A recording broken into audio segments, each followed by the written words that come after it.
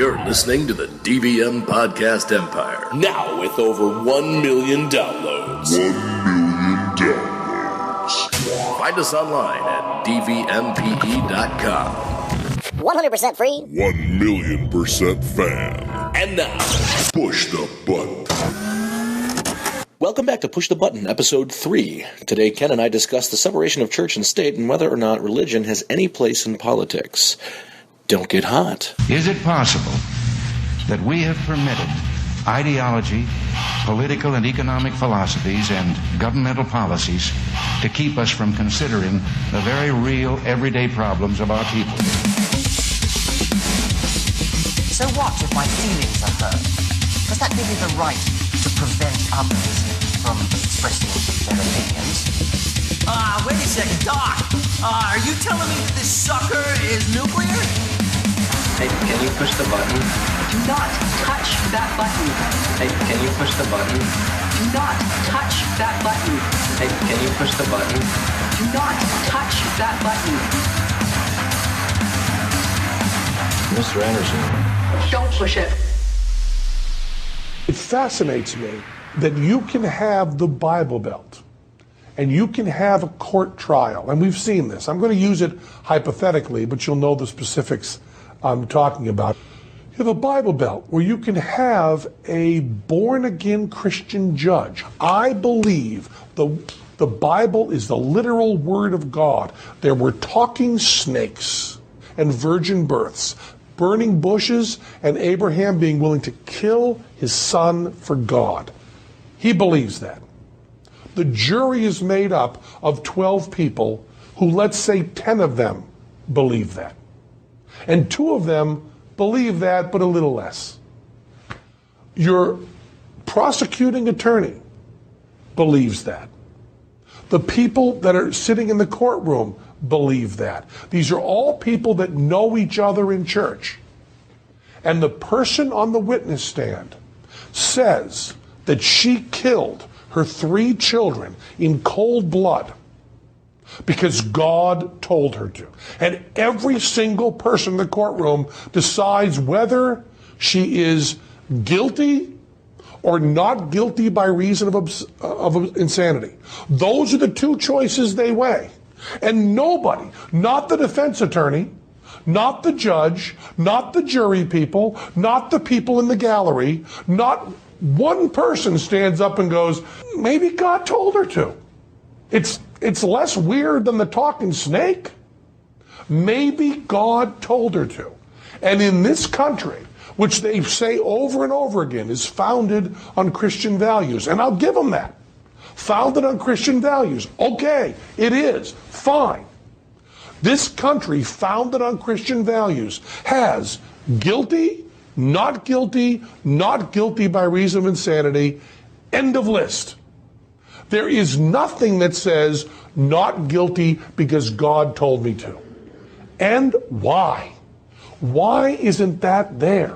Why isn't this country allowing in the court system someone to go on the witness stand and go, snake walked up to me, snake opened his mouth, snake said, go into McDonald's, pull out an AK-15, kill 10 people, walk back out, snake told me that, it's that snake there, he's not talking anymore, I throw myself on the mercy of the court. Aren't you all good Christians? Don't you believe in the miracles of the Bible? You're seeing one now.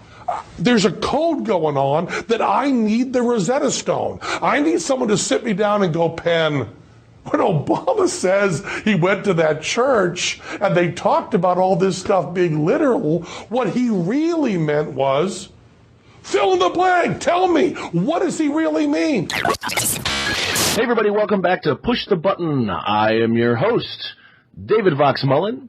And I'm your other host, Mr. Anderson.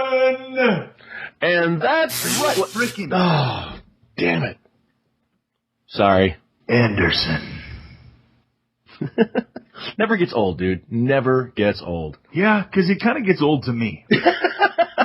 I've been saying it now for about 8 or 9 years, so.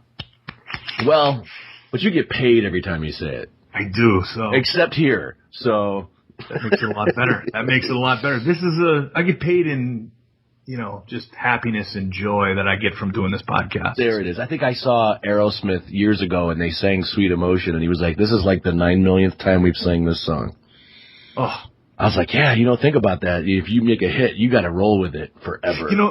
Yeah, I've always sort of wondered, because as wrestlers, if we ever go out and do the same match twice in a row, especially on TV, you're ostracized. Like, what? These guys just did this match, But bands play, Rick Springfield has been singing the same damn songs for out of all the bands and musicians you could have picked, you went to Rick Springfield? Yeah. I like Rick Springfield. Oh, my wife would be a big fan. I wish I had Jesse's girl. Yeah, I was just thinking. It, man. That was like one of my favorite songs as a kid. I don't know why. Rick Springfield was awesome. He was in a movie. Oh, what was that movie he was in? He was in a movie where he played a singer. I know. I can't remember. I can't think. It was in the 80s. It was great. It was like a made-for-TV movie, wasn't it? Yeah. My wife is probably listening to this going, oh, my God, I know the answer, you idiot. Anyway. This is not your wife's podcast. This is Push the Button. We're here to piss you off. And today, we're going to talk about another hot button issue, one that's near and dear to both Ken and my heart.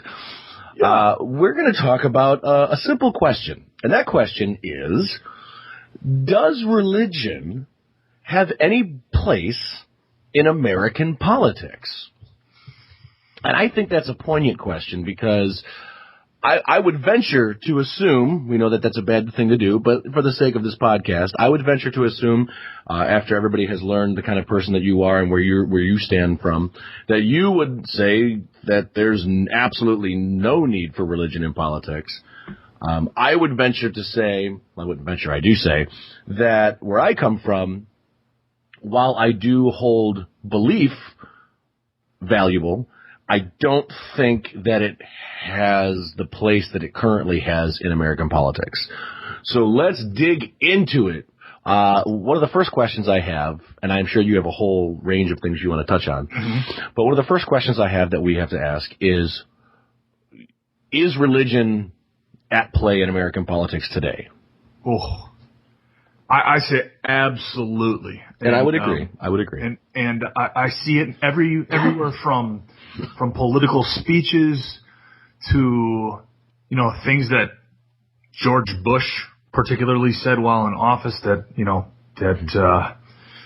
he uses the guiding hand of God to help in his foreign policy. Well, just how many presidents since the dawn of the country has said, "And God bless America"?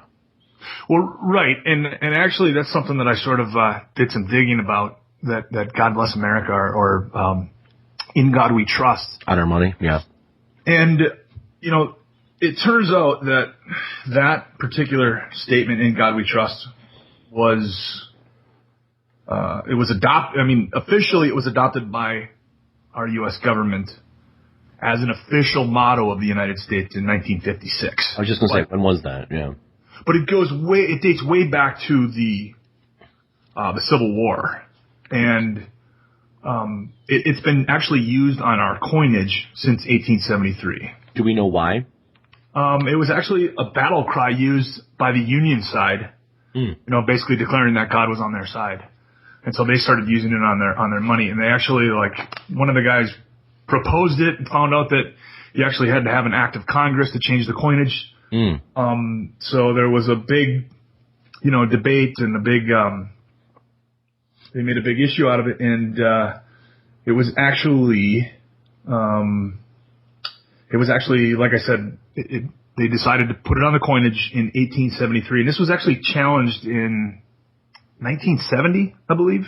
Okay. By but the U.S. Court of Appeals for the Ninth Circuit ruled, and they said, quote, "It is quite obvious that this national motto has nothing whatsoever to do with the establishment of religion.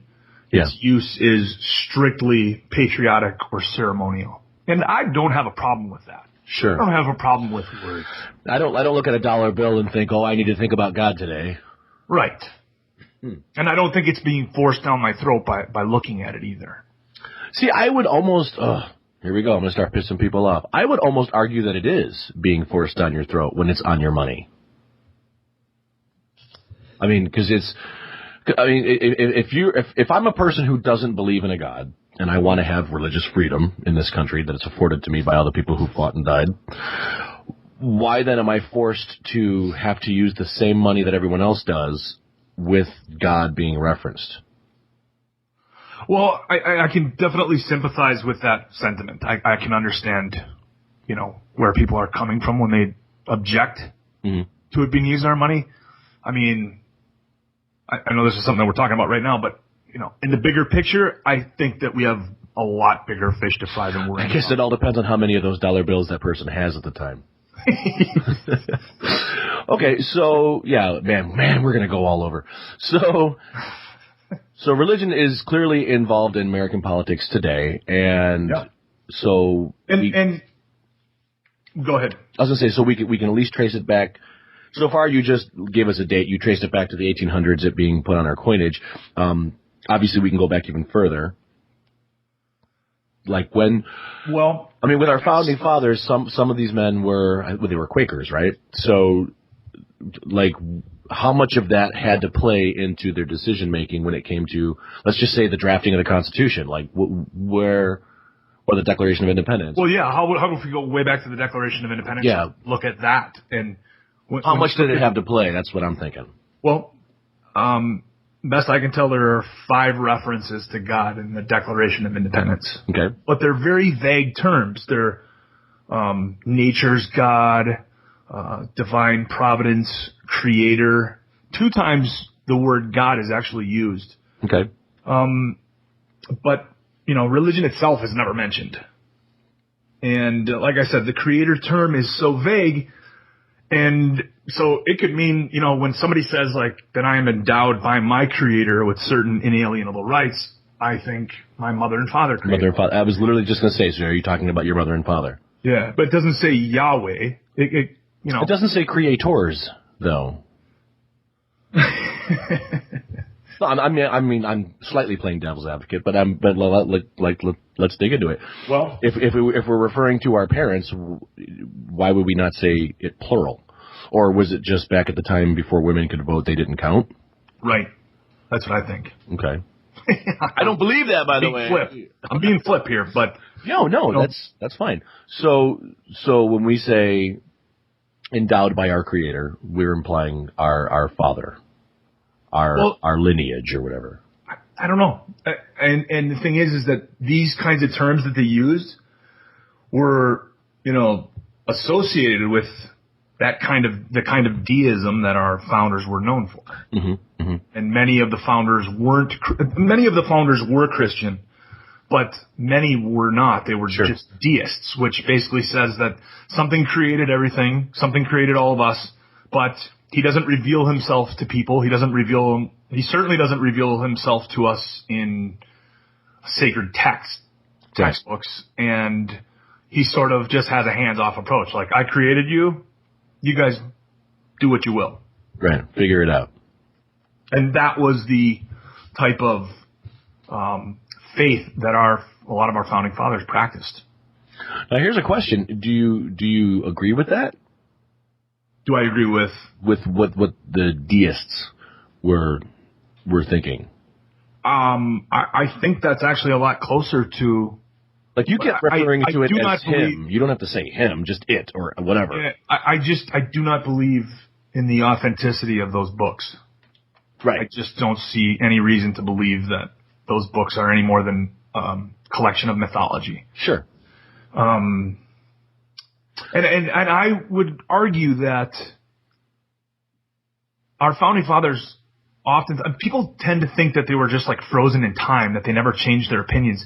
These men were known for changing their minds. I mean, they would get together for these, these congressional meetings or whatever, when they were putting together the Declaration of Independence, when they were putting together the Constitution, they sat themselves in a room and argued and argued and argued for months and months and changed their minds and changed their opinions from time to time. I would venture to say that one of the good things about our founding fathers, there were many, But one of the good things is that they were at least, maybe not from the beginning, not from the get-go, but they had at least came to a decision that it was a better thing to do to create the ability to change your mind, which is basically how our laws have been created, or at least how the foundation of our national laws were created was, we will change our minds. You should change your mind.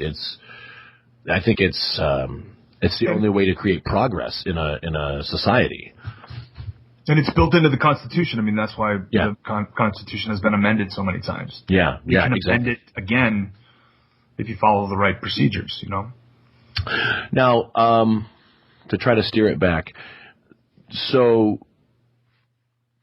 and this goes along with one of the things I touched on in our very first episode when we kind of had our individual pieces that we kind of spoke on at length. Yeah. One of the things that I talked about with the faith aspect was the faith itself isn't the issue. It's what we do with it that comes into question. And at least from my perspective. And so what some of these guys who were believers, what some of these guys who weren't believers, what they chose to do with it, how much they let, I guess it breaks down to a morality thing, right? I mean, is what's right, what's wrong? How did they come to that agreement? Was religion at play in those debates? I would venture to say so. Yeah, I would venture to say so too. I mean, like I said, many of them were Christian. Yeah. Many of them wrote many things, many pieces, many articles in great reverence of the scriptures, and had a lot of good things to say about the scriptures. A lot of those same people that had good things to say about the scriptures also had negative things to say about the scriptures, about not necessarily the scriptures themselves, but about religion in general and about man's use of those scriptures. Yeah, as I say, and let's break down the word religion, because religion itself is not faith. Religion is a practice or a tradition, dogma. A doctrine based on an element of faith that has turned into a set way of doing things, and that's where a lot of people have issue. A lot of believers have issue with the word religion. I personally do. People say, "Oh, are you religious?" Well, I know what they mean. They mean, do you believe in a God? But do I believe in a traditional sense of behaving in a repetitious way? No, I don't. I don't affiliate myself with any particular branch of any form of religion, other than to say, yeah, I would be categorized as a Christian, but that's it. Beyond that, I don't follow rules of a religious traditional thing. But to move forward, to keep it on track of what we're talking about, that is the issue at hand, because today it is a religious thing that is being injected into our legislation, that's being injected into our politics, our voting, our media. Yeah. And I mean, obviously I think that it has no place there. I can understand faith being involved in decision making for certain people in service, and that's up to the people to decide if they want to vote for that. But for the most part, I don't think you should use religion or even faith really to determine what laws should be. Yeah, because the Bible says never use faith to determine what your laws are, how you're gonna. Because I don't subscribe to those faiths, and there's a lot of people who don't. Right? They say that 95% of the people in this country, when it was founded, were Protestant. Well, yeah, I don't know if that's no longer, maybe, at that time it was not when people say it's a Christian nation. They weren't counting the women. No, I'm just kidding. Yeah, they weren't counting the women. People say that this is a Christian nation. Well, it's a nation that's made up largely of Christians. Sure. Our government, however, is supposed to be secular. It's supposed to be out of religion. And today we have a giant melting pot of all kinds of. We are a Christian nation, and we are a Muslim nation, and we are a Buddhist and a Wiccan nation, and an atheist nation. We're all these things, and we don't just protect the majority. I mean, that's, if that's the case, then, well, black people are going to go back to the back of the bus again. You know what I'm saying? We protect the 3%. We protect the minorities. I don't like going backward. No. And I know there's people out there who are going to say it needs to be involved. And unfortunately, I didn't think of anybody to get on the show today who could be that voice. It would be cool, but.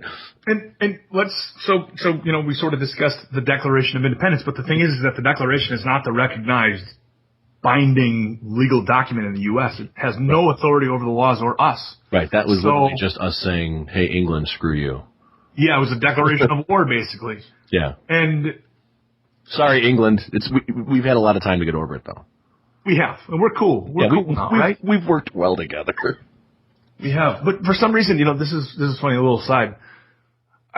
Anytime in wrestling, I'm going to take it to the wrestling thing for a little bit here. If you have a Brit versus an American, the Brit is always the heel, always the bad guy. The American is always the babyface, the good guy. Mm-hmm. And the crowd always chants USA, like, Great Britain has been our biggest ally forever, for a very long time. Yeah. And yet, for some reason, in wrestling, at least wrestling fans, always look at them as the bad guys. I just think that's kind of funny. Although I will say this in defense of wrestling, when organizations go over to Europe, they do cheer for the British guy, and they sometimes boo for the Americans. They don't chant USA over in Great Britain. No. Actually, that happened at a show a few months ago. We were doing some TV tapings in Manchester, I want to say, and Gunner was in the ring, and he was saying something about, our men and women in uniform and, people that had served. He was talking about people that had served. And the crowd did start chanting USA. It was pretty cool. Interesting. But anyway, I wanted to bring it back. Okay, so the Declaration of Independence is sort of off the table because we replaced it. Our founding fathers decided we need to replace that. It worked for a period of time. Now we need to replace it. We replaced it with the Constitution. And the Constitution refers to God nowhere. Mm. There is no mention of God ever in the Constitution. Again, these are people that are largely, or at least 50% of them, were Christians. So that would imply that when the Constitution was drafted and agreed upon, there was no religion involved in the actual setting up of law. Right? There may have been people who had a religion who were involved with discussions of what would be and what wouldn't be acceptable, but as far as being a part of the Constitution, what sets up our rules for lawmaking and legislating in the United States, and lawmaking and legislating are the exact same thing. Yep. There was nothing in there that says because God commands it. No, none of that. In fact, Thomas Jefferson said, I quote, "Where the preamble declares that coercion is a departure from the plan of the holy author of our religion, an amendment was proposed." So they proposed this to be said in the Constitution by inserting the word Jesus Christ so that it should read, "A departure from the plan of Jesus Christ, the holy author of our religion." Mm. The insertion was rejected by a great majority in proof that they meant to comprehend within the mantle of its protection, within the protection of the Constitution, the Jew, the Gentile, the Christian, right, the Muslim, the Hindu, and infidel of every denomination, end quote. That's awesome. That is awesome. I love those guys. I wish that more of their stuff is taught. Because it's not. They weren't perfect, Sure. We're not perfect. Obviously, slavery was a big deal. And they got horribly wrong. Well, yeah, we can do the laundry list of things that we as Americans screwed up, and we learned from our mistakes and have moved beyond to a degree. So I would venture to say that back then, religion had no place in the legislation. So what do you think changed? Can we find the pivot point? I know we've talked about it there was definitely a resurgence in the 80s. I think there was a resurgence in the 60s too. But where can we find where it actually turned? Where it started to become this thing where we had to talk about our faith when we were talking about lawmaking. Because they do it all the time. I know they do. And they've done it for a while. Well, I did, in looking up some stuff about the Pledge of Allegiance, I sort of came across a sort of pivotal moment, I think, in U.S. politics, in that the Pledge of Allegiance itself, it's a very hot button issue. Sure. People are, we got secular and atheist groups in America that are fighting to have the words "under God" removed from the Pledge of Allegiance. Well, it needs to be established right off the bat that the Pledge of Allegiance was not created in 1776. No. It was composed in 1892. Mm-hmm. It wasn't formally adopted by Congress until 1942. Yeah. And "under God" wasn't added until 1954 on Flag Day. Hmm. And the reason that this sort of happened was because, in the end, a group of people mainly made up of Knights of Columbus members were sort of pushing to add this "under God" for years. And then one day President Eisenhower was sitting in a church in New York in a Lincoln pew and heard a very, very impassioned speech from a Presbyterian preacher about how that the pledge was missing something. It didn't set us apart from other nations. And he cited Lincoln's supposed words from the Gettysburg Address, where he used "under God" supposedly. Now, I say supposedly because in some accounts, in some transcripts of his speech, it doesn't exist. So they can't tell if it was something that he meant to say, or if he had written it down and then he didn't say it, or he said it and he never wrote it in his transcript. It's hard to say. I've always wondered, when you look at technology and what we had or what we had the lack of back then, how they were able to get these things so clear when Lincoln wasn't writing it there, he was speaking it, and there was a lot of people. Well, because they say that our founding fathers were very, very meticulous. They wanted to keep things for posterity. Okay. They were very meticulous in their writings. They wanted people to remember them. To a lot of our founding fathers, the only promise of an afterlife or something that would happen after they died was to be remembered throughout history for things that they said and did. And very clever. Very, very detailed notes and all of their writings and letters and personal effects. But to think about this impassioned speech that Ike heard, that President Eisenhower had heard, was that, and the interesting part of it was that he had just recently been baptized Presbyterian. Okay. And so he was obviously moved by this. So the probability is that he was more emotionally led by his newfound faith. That's where I would go. That's where I would tend to venture a guess. I don't have a problem with that. I can totally see that as being an issue. And so the very next day, he urged a Republican representative from Michigan to introduce a bill to add "under God." And then in 1954 on Flag Day, it was actually added to the... So that's pretty cool, because I was wondering if we could pinpoint something, and that may or may not be it, but that's pretty interesting. So Ike, has a newfound lease on his eternal soul, so he deems, and so he immediately goes to legislate. And another interesting thing that I found was we go back to the Constitution a little bit. Okay. So it says it mentions God nowhere in the Constitution.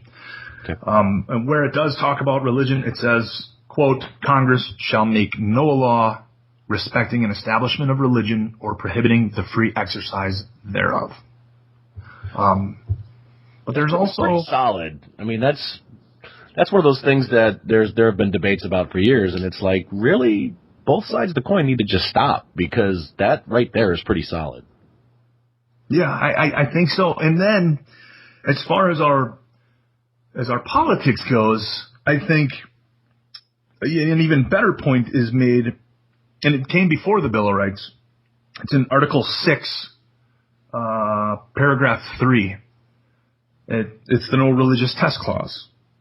And, it basically says that no senators or representatives, the senators and representatives before mentioned and members of the several state legislatures and all executive and judicial officers, both of the United States and of the several states, shall be bound by oath or affirmation to support this Constitution, but no religious test shall ever be required as a qualification to any office or public trust under the United States. Wow.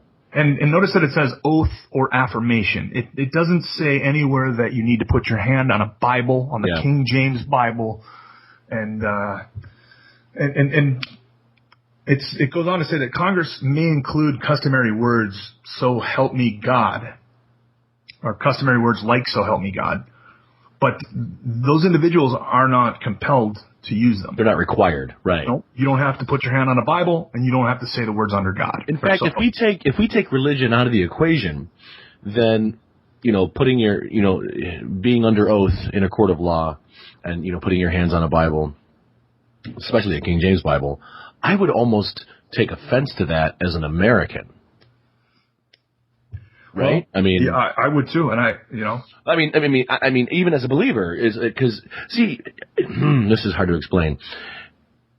I'm a person, and I know there's plenty out there like me who are able to compartmentalize my belief structure and my patriotism. And I mean, yeah, sure, I make decisions, but I'm not a lawmaker. I'm not serving the country, so I don't care if I sometimes let the two crisscross when it comes to how I dictate my life and raise my children and whatever.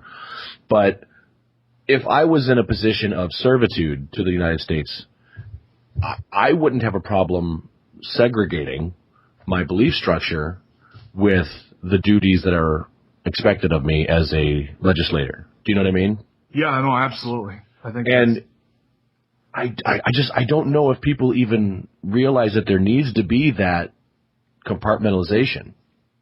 Well, it's interesting that you bring that up because I can hear you smiling. I love how you're setting this up. One of the most beloved presidents in the history of this country, John F. Kennedy. I was just going to say Kennedy.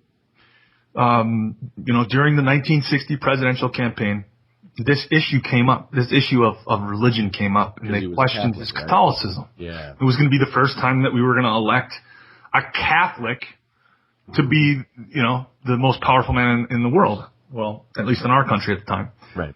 And he specifically said, he was addressing the Greater Houston Ministerial Association. He said, "Neither do I look with favor upon those who would work to subvert Article 6 of the Constitution by requiring a religious test, even by indirection.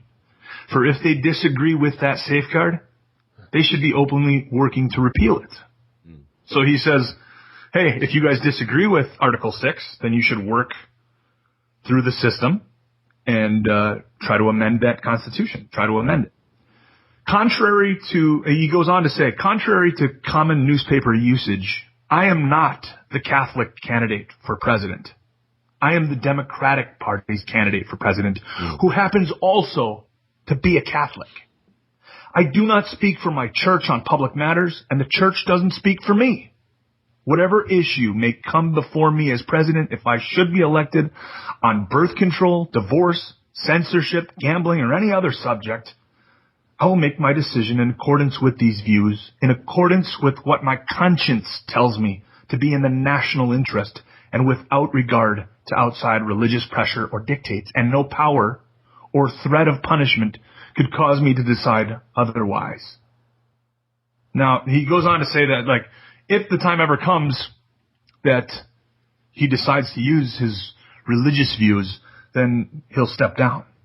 Wow.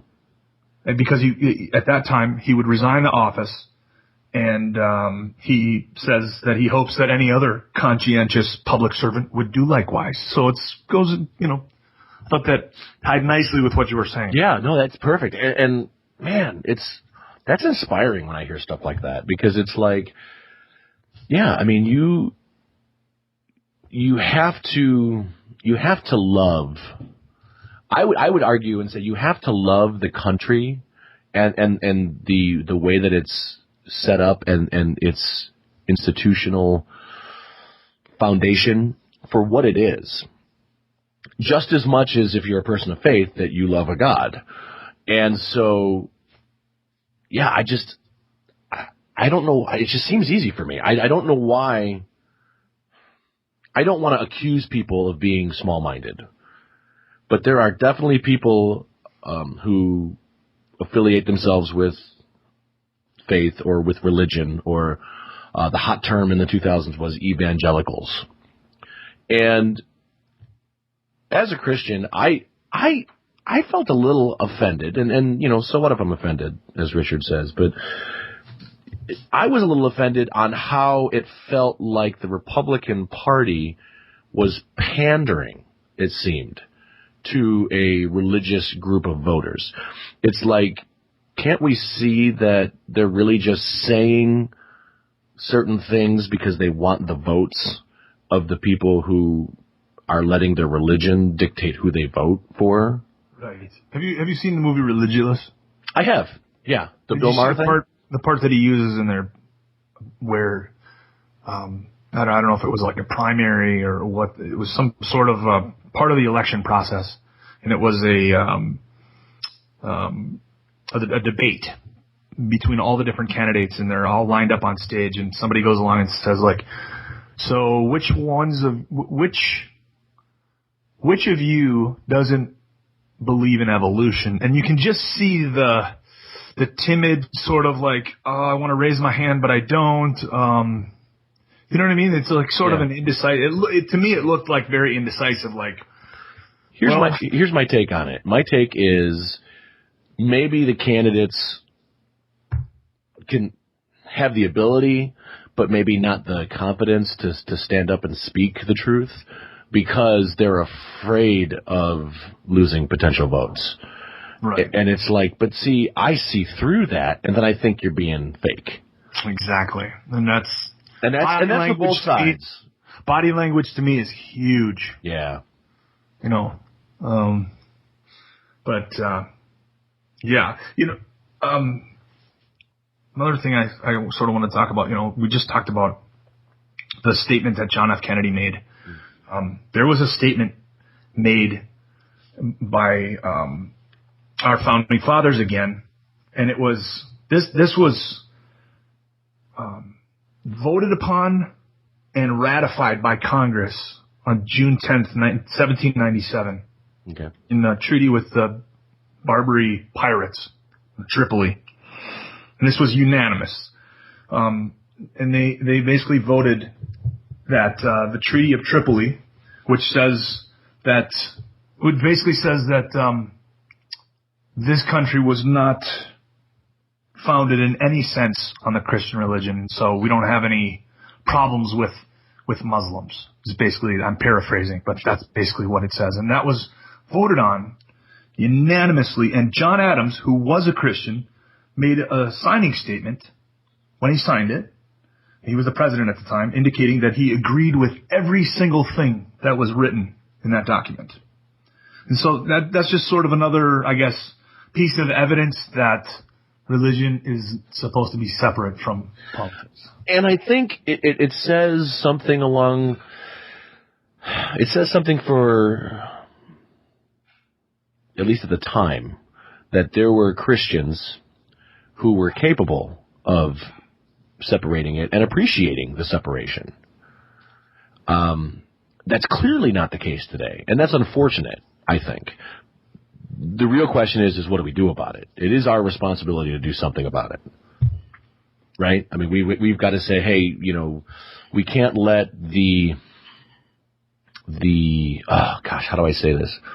We can't let the Christians who want you to agree with everything they say or they won't vote for you. I see, that's just it. I don't think that's the case. I think if you put two candidates up who refuse to include religion, they're still going to have to vote one way or the other. Right. But I think both sides are so desperately afraid to pull that trigger. Why is that? And what can we do about it? See, I think education. I think educating people. And, we live in the information age. You have information at your fingertips. We can get this information out there.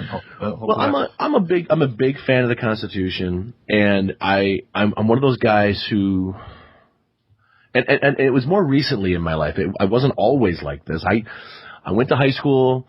I had to memorize stuff about the Constitution in order to graduate, to take the Constitution test, that we all had to take. But after that, no one ever spent serious time on the Constitution when I was growing up. Yeah. I never was being instilled with the core values of what makes our country what it is. And sure, I knew the Pledge of Allegiance. I knew, how to sing the national anthem. Because that was at ball games, and that was, you know what I mean? But seriously, so when did we stop pushing the Constitution on our youth and start forcing it more on religion? You know what I mean? Yeah, I don't know. I think it's just, I think it's sad. What do you feel about those that say that the Ten Commandments are the foundation of our society, of our laws in this country? I would say, and I know I'm going to tick a lot of Christians off, but I don't care, because I would say that the Ten Commandments were the foundation for the Jewish people, because that's who it was written for. We have to have the Ten Commandments posted in our. I mean, there's great having the Ten Commandments posted on our courts. It's one of those things where I am of the mind that if you have to have the Ten Commandments, then you should at least make it available for any other religious group to put something up if they wanted to, or nothing. That's how I feel about it, because I do support freedom of religion. I think it's a small-mindedness that's going on with Christian legislation. There are organizations out there who are literally set up to be Christian legislative movements. Yep. And to me, I take real offense to that. I do. I believe in God. I love God, but I love my country as well, and I respect what it was founded on, and I firmly believe that it has no place. And when I hear things like that, where you were talking about with John Adams and how he agreed with everything, yeah, I would too. Because it's what America is about. And I would go so far as to say that while I don't, in addition to the fact that I don't believe that religion has any place in government, government also doesn't have any place in religion. Fair enough. Absolutely. And from what I understand, now correct me if I'm wrong, or somebody please correct me if I'm wrong, send us an email. Oh, they will. But I do believe that the way that different churches around this country get away with not paying taxes and not having to basically any money that comes in, we have no idea what they do with this money. Yeah. And the reason that they get around that is they stay away from politics. And that if at any time some preacher gets up on stage and says, hey, just so you guys know, I'm voting for so-and-so. Well, yeah, that's the most recent example we had was Jeremiah Wright here in Chicagoland when President Obama was running. Everybody was up in arms about the things he was saying politically. He really had no business doing that. Right. Right or wrong, I don't care what he said was right or wrong. The fact that he was talking about any politician, it's irrelevant. It has no business being at the pulpit. That's the way I feel about it. No, I completely agree. I know that a lot of people weren't even looking at it that way, but hey, I know that you and I see eye to eye on this topic, but I'm trying to debate with you, but I can't. It sort of entertains me, so let's just go over those 10 Commandments real quick. Sure. And for the record, just so I'm clear, because I really want to tick off my fellow Christians, I think the 10 Commandments needs to be taken down from the Supreme Court. I do. Well, and I've heard many times in debate in personal, just sitting around having a conversation on the deck, smoking cigars or whatever, that the basis for our morality comes from the Ten Commandments. The basis for for this country's morality comes from the Ten Commandments. So I just wanted to sort of look at those. The first one is, you shall have no other gods before me. Now, yet we put in God we trust on the very God that we circulate. But sorry, I'm that right sorry. there. But that right there, number one, we have Buddhists in this country. We have Wiccans. We have people this boggles my mind, but we have people that pray to Poseidon. Okay. Jupiter and all the, Oh yeah, no, I know there are, and Cthulhu and old school gods. Yeah, gods. So number one doesn't seem to comport with our laws. Mm-hmm. Number two is hold on. So right off the bat, so commandment number one does not sufficiently fall under freedom of religion. Nope, I don't think it does. Do you? So that doesn't work. Number two, you shall not make an idol of anything in heaven or on earth and worship it. Now, the United States flag is an idol. Well, yeah, and there are, I believe the people that go door to door and Jehovah's Witnesses. Jehovah's Witnesses. I believe the Jehovah's Witnesses actually brought this to the Supreme Court and said, it was about the Pledge of Allegiance, and said that they looked at forcing children to stand up in class and say the Pledge of Allegiance while looking at the flag. It was, they were basically praying to a false idol in the flag. But, as far as I know, I'm free in this country, at least, to I can bronze my 16-bit Nintendo, and give up burnt offerings to it if I so choose. Right, you can. And I think this is a two-part answer. One is, if you, God is saying, if you want to serve me, then don't serve any other gods. That's between God and his people. That has nothing to do with the legislation of America. With making laws in this country. Exactly. And I don't think that pledging my allegiance to the United States sacrifices or interferes with my allegiance to God. It doesn't. It never has. I guess I can see where some people it does conflict. But that's a problem they got to work out, man. That has nothing to do with me. I have no problem with it. I don't see it as, and I don't see it, if I were a believer, I don't see it as worship. I don't either. I can have a great love for my friends and want to have their back in any situation. If you want to really boil it down, man, if that's the rule, forget America, just the Ten Commandments. If that's the rule, I fail it all the time because I love Hollywood and I love wrestling and I love music and I worship these things. Do you know what I mean? I schedule my daily affairs so that I can watch a TV show so technically I'm screwing that up. So that has no business being in my legislation either in America. So that one's null. So we're 0 for 2. 0 for 2. 3, you shall not misuse the name of the Lord your God. Now this, I've gotten into this with some Christians before. This does not mean saying God damn it or Jesus Christ. Right.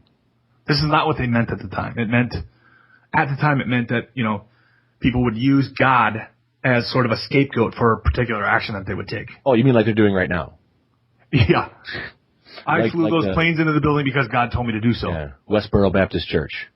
There you go. Yeah, I hate that. I loathe that. So you can't just, so at the time it was, you can't just say that God told you to do something. It doesn't jive with freedom of religion. Because if it did, we could use the Ten Commandments as the basis to attack the people of the Westboro Baptist Church for the signs that they post. Right. Because I don't have any biblical basis for the things they're saying. Do you know what I mean? Yeah, no. So it'd be great if you could, but you can't. So it doesn't apply. So that one's gone.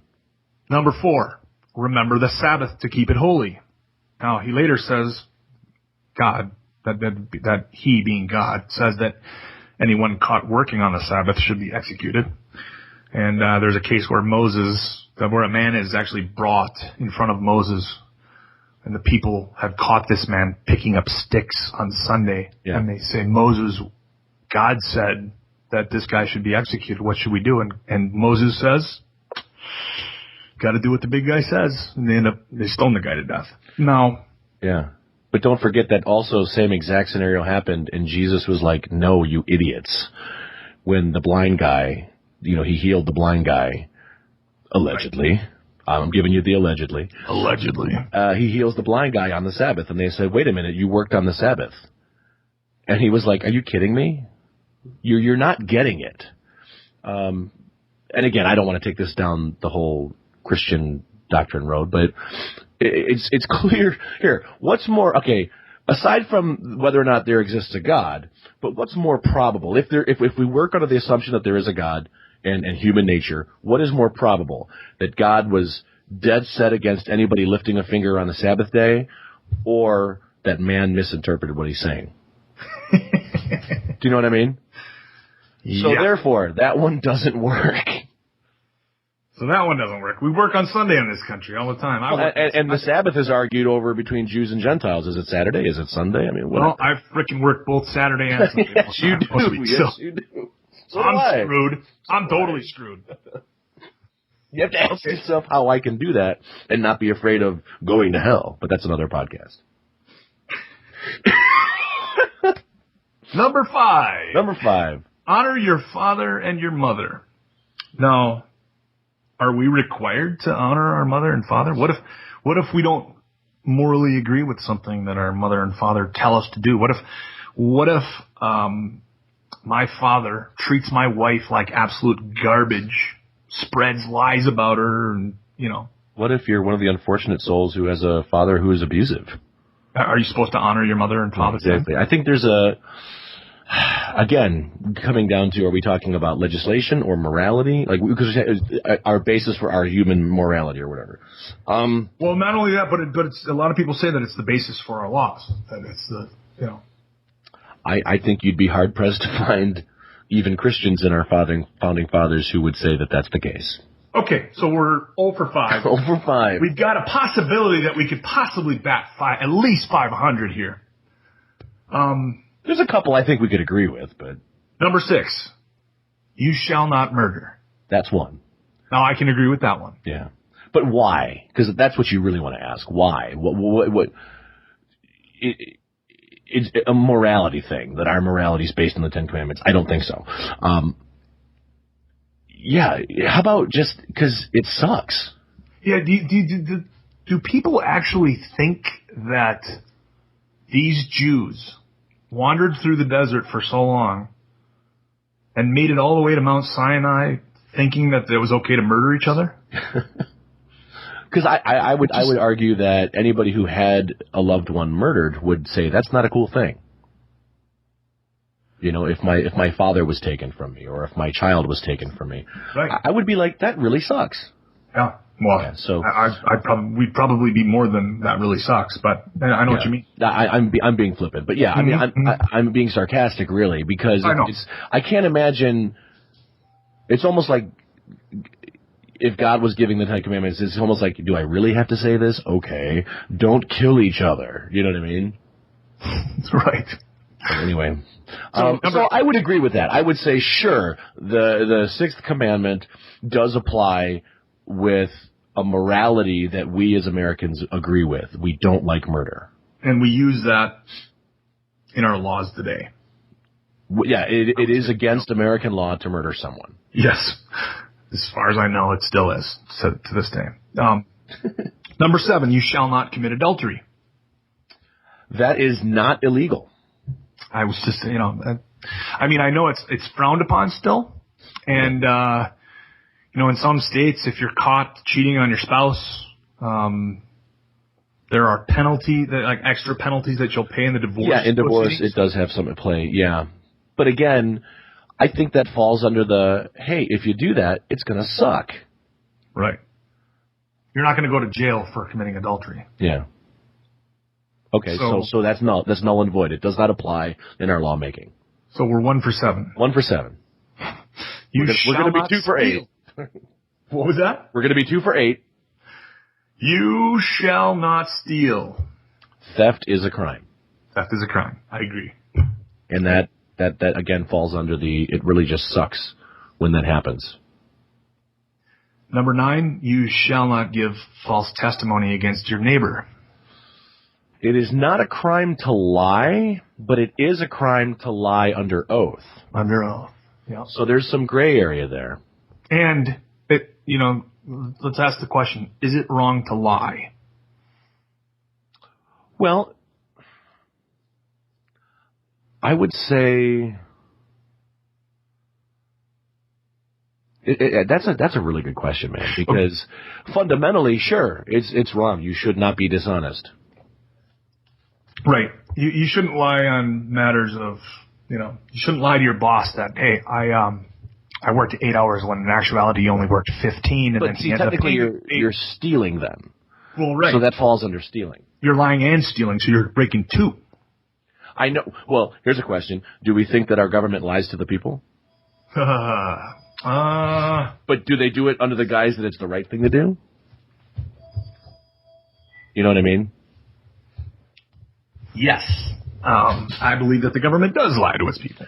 So, but that's a story for a different Yeah, that's another aspect, because we can get into that. So but the reason I ask is because, I'm just posing this question because it's obviously not always wrong to lie. I mean, if a madman carrying a shotgun comes and knocks on your door and you are stupid enough to answer the damn door, and, let me rewind that. A lady comes and knocks on your door and she says, my husband he beats me all the time. He's looking for me. Will you please let me come inside and hide from him? And you let her in, and then that guy comes knocking on the door. Should you, you're going to have to lie. I think we can go completely, because that's touchy, but I think it's an easier answer. Let's reverse and go way simplistic. If my 18-year-old daughter takes my car out and doesn't tell me, and I say, did you take the car out? And she says, no. Should she be prosecuted? No. So legislatively, that has no bearing.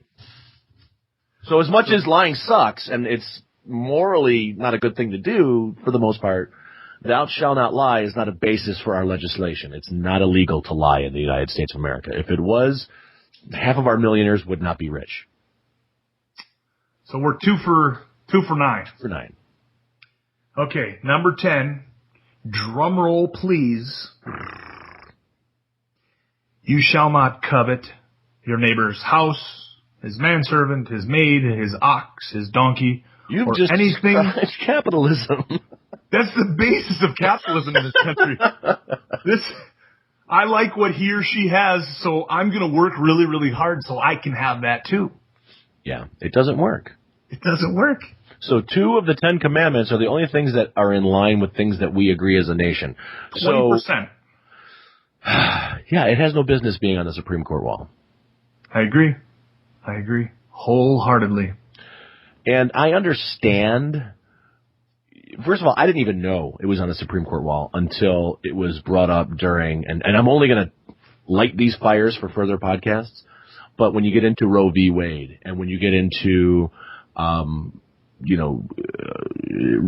prayer in public school being removed, and all these things that were taken away that the Christians felt that were taken away from them as Americans, their liberties that were taken from them or whatever, they were saying, well, how can you do this, but you have the 10 Commandments on the wall? I'm saying they really shouldn't have had them there in the first place. Yeah, yep. You brought up Roe v. Wade, and I just wanted to say, I wasn't light able the fire, man. Light the fire. Just don't light get the hot. fuse to that little powder keg. Let's blow that bridge up. I just saw a story about that particular issue today, and I'm thinking, oh, we got to hit this one because it's going to be good. Well, I was going to say, it doesn't really have anything to do. Well, it's sort of in a roundabout way. It can. I mean, it's almost at the point where it's so obsolete that it doesn't matter.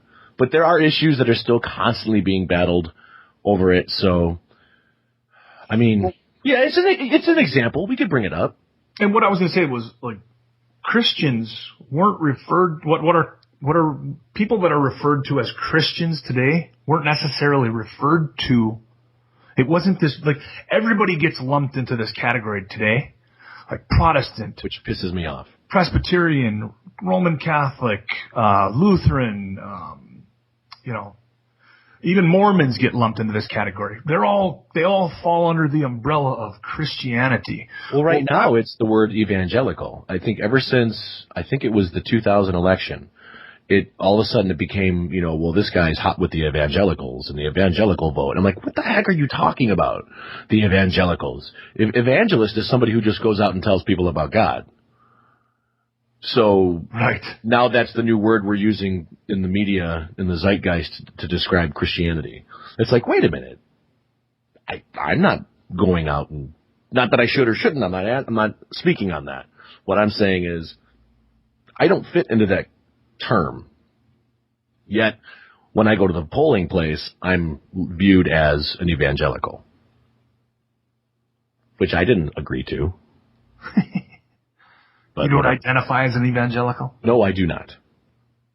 Don't they ask you on the, I guess it would be on the exit polls, huh? Yeah, exit poll. I've never been hit by an exit poll. I wished I could. But no, they don't want my input. It doesn't fit their model. You know what else is weird? This is way off topic, but I've never had this happen to me, and I've never known anybody. I've never even come into contact with anybody who ever said that they had this happen to them. But have you ever known anybody to have actually have a Nielsen box? Ooh, I know why you're asking that question. I actually have known people who have had them. Really? Yeah, we can definitely dig into that in another podcast, because I think it's actually a valid point, because it dictates not only what type of entertainment we get, but it also dictates the kind of media and news that we're being reported. Yeah, it also dictates how much a particular company is able to charge. Yeah. For their we'll definitely get to that. I'll say this to light this fire. It's an antiquated system when technology is far better than what they're using. Right. I read an estimate that there are 20,000 Nielsen boxes out there. We have last I heard 300 million people in this country. Yeah, last I heard it was only 10,000, so 20,000 might be the case, but still. At 20,000 boxes, it's like 0.00006% of the population has a Nielsen. And your statisticians, or statisticians, what do you call those people who love statisticians? The statisticians out there would argue that it's valid, that it works. I disagree, because I think we're all free people, and we all have our own basis for thinking, and you can't have a percentage speak for the entire country. A great example is, now we're going to talk about it anyway. A great example is, if you poll a certain group of people in a certain area, they're automatically predisposed to be a certain way because of their surroundings. To be against, to be opposed to anything, gay marriage or abortion. Right. And the thing that I always, if you are from, if you're from the Midwest, you're going to be more apt to go this way or that way. And if you're from the East Coast, you're more apt to go. Here's my problem. I live in Chicago. You can't take a poll of 100 Chicagoans and ask them who's a better baseball team, Chicago Cubs or the Chicago White Sox. Because if you take it from the north side, they're all going to say Cubs. And if you take it from the south side, they're all going to say Sox. So you can't say Illinois makes up Cubs fans. Do you know what I mean? Yeah. So you can't poll a small section of the country and say that it makes up the entire country. You just can't. So it's a terrible system, and it needs to be fixed. Well, and the fact is that now with these boxes that we have, they should be able to tell. They have the technology, they have the capability to be able to tell what you're watching, what you're fast forwarding through. You know they do. Right. You know they do. Every single major, I'm not going to mention names because we're not getting paid by them, but every major television provider, cable provider or whatever, satellite provider, they know what you're streaming through your box. Because how do they bill you? Right. They know what you're watching, when you're watching it. I know that they have DVR ratings because they can tell when you're watching shows on your DVR and what day. So you can't tell me that these little machines that we all have in our houses that allow us to view certain channels at different times doesn't send back data. They have it. It's just that no one organization has brought them all together to create a new set of standards. And because I have there's too much money in the Nielsen system. And that's the thing, that too much money and too much invested into the Nielsen system. And I think that one day that's all gonna, when they actually start releasing the data from, here's what people are actually watching, it's gonna be a holy shit moment. Well, why do we still use fossil fuels? Because of money. Because they work. Yeah, well, yes, they work, and they're great, but it's a finite resource, right? We have other options available to us, but there's not enough money for that, because there's so much money in the fossil fuels that they will continue to legislate to keep it going. That's why you don't have a whole onslaught of electric cars, a whole onslaught of alternative fuel vehicles. You can't. There's too much money fighting it. Well, and I also do believe that to a certain extent, the technology just isn't there yet. I mean, I agree. It's more expensive in the long run to drive a hybrid car. It is. It just is right now. Yeah. No, I agree 100%.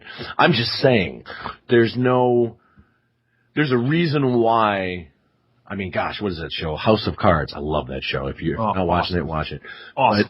But there's people whose whole careers are based on swaying legislation one way or the other due to financial interests. Lobbyists. Yeah.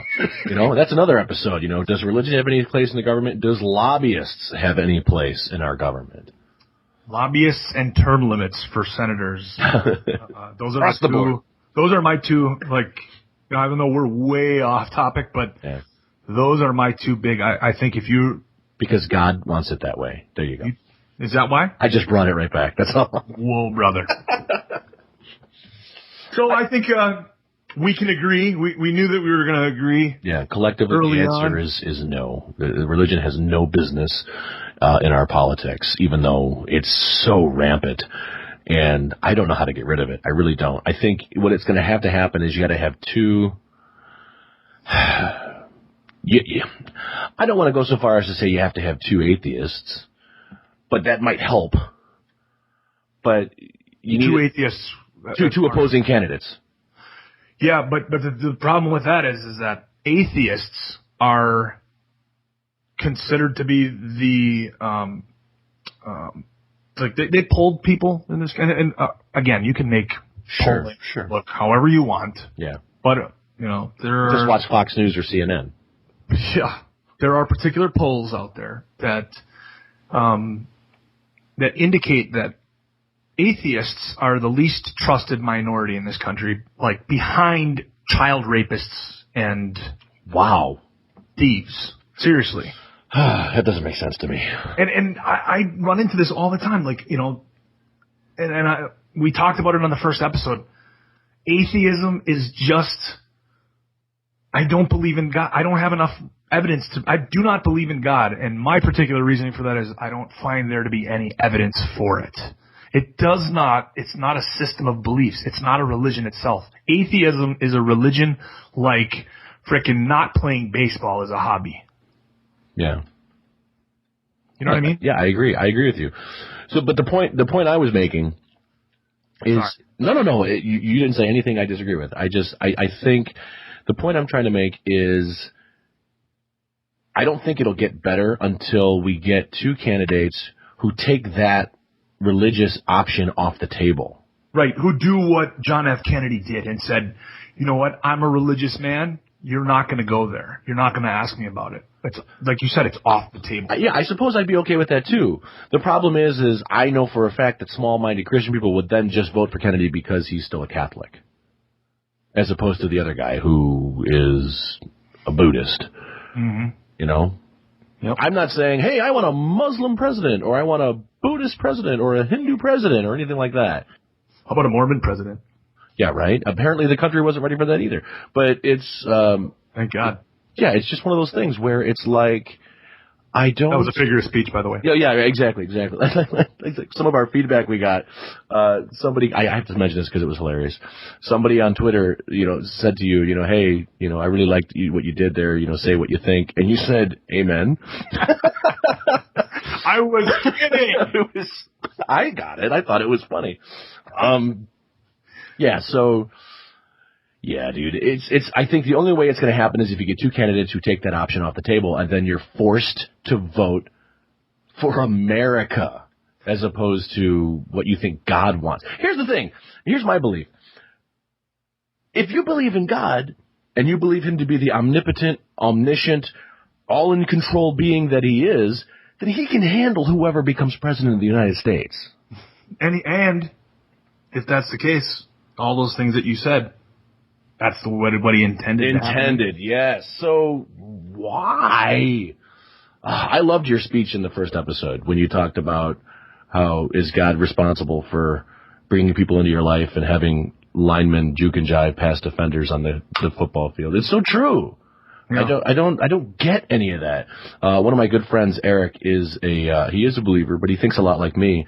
And one of the things he always says is, if I'm praying to get a job and some other guy is praying to get a job, am I really just praying that guy doesn't get the job?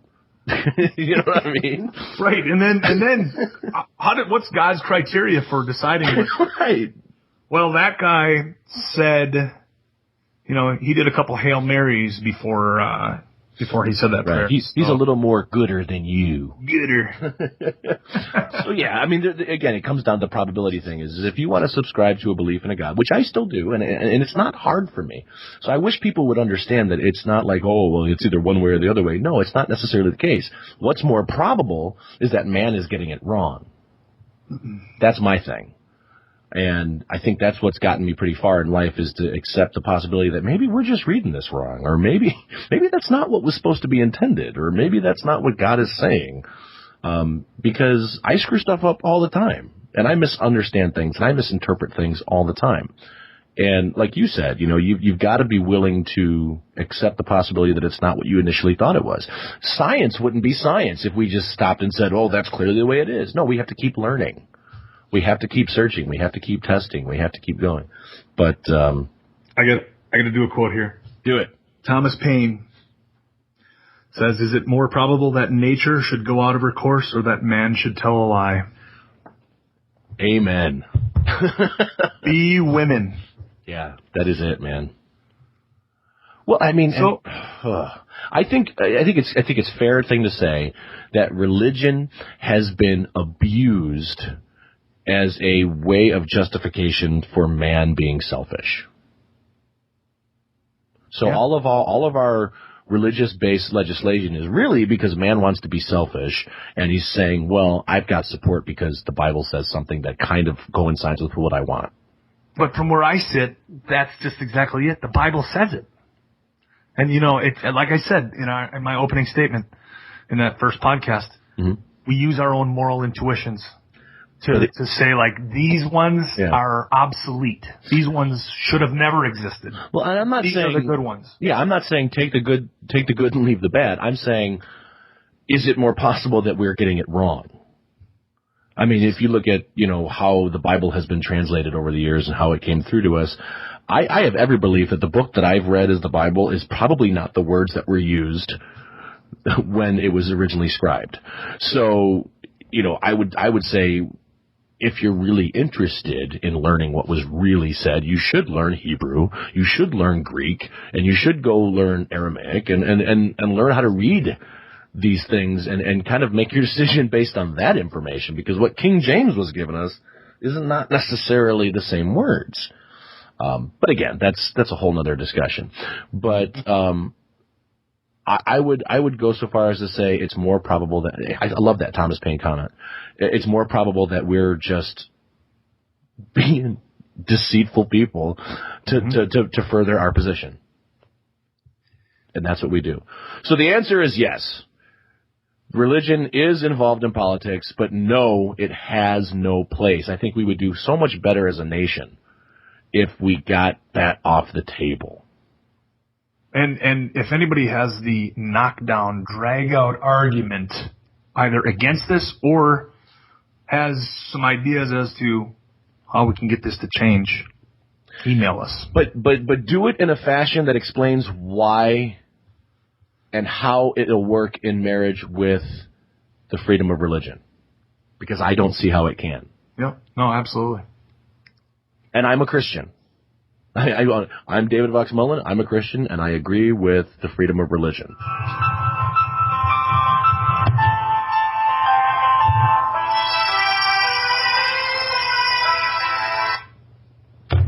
That'd be my wife calling. See, that was beautiful. All right, folks. Well, I think that's going to be the wrap-up for us today. That's some hot stuff here.